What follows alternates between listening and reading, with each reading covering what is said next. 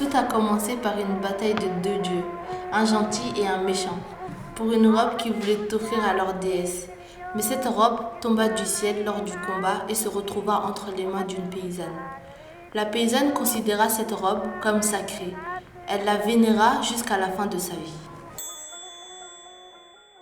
Ça, c'est ce que j'ai imaginé quand j'ai vu cette robe pour la première fois au musée d'art et d'histoire du judaïsme. Mais en réalité, cette robe appartenait à une femme juive, Nedma Marchina, qui habitait Constantine, une ville du nord-est de l'Algérie, au XIXe siècle. Veuve assez tôt, Nedma possédait plusieurs tenues sombres équivalentes. C'est par son arrière-petit-fils Philippe Azoulay que l'on sait tout cela. Après la mort de sa mère, il se retrouva avec une grande malle remplie de vêtements, traditionnels de femmes juives algériennes.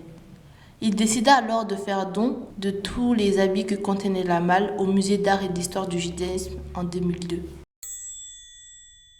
Ce type de robe a été porté pour les fêtes de mariage. Les femmes portaient cette robe chasuble avec une veste à manches longues en soie brodée d'or.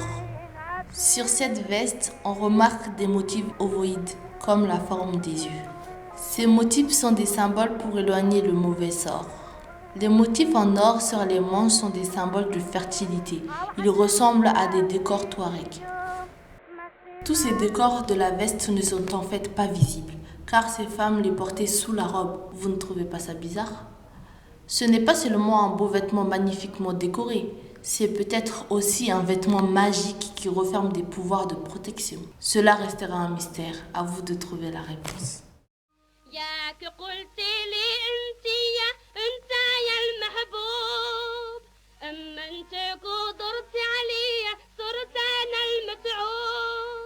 غرامك صغصر فيا عمري لك راهي كهدية تروقان المغلوب